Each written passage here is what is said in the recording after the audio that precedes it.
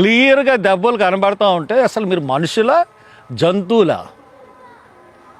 అంత క్లియర్గా కనబడుతూ ఉంటుంటే మీరు దాన్ని సస్పీషియస్ అని ఎలాగిస్తున్నారు?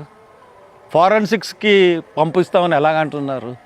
క్లియర్గా దెబ్బలు కనబడుతూ ఉంటుంటే మనిషి మీద మీరు డాక్టర్లైనా డాక్టర్ వృత్తికి అవమానం తెచ్చే విధంగా మీరు ప్రవర్తిస్తూ ఉన్నారు.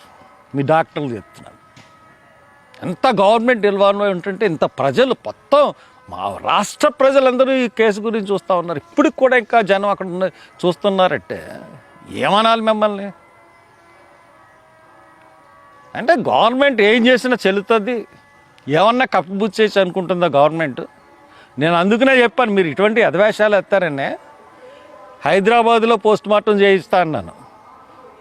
ఈ డాక్టర్లు ఇద్దరు సరిగ్గా మీరు వచ్చి బయటకు వచ్చి చెప్పకపోతే మీ ఉద్యోగాలు ఊడిపోతాయి.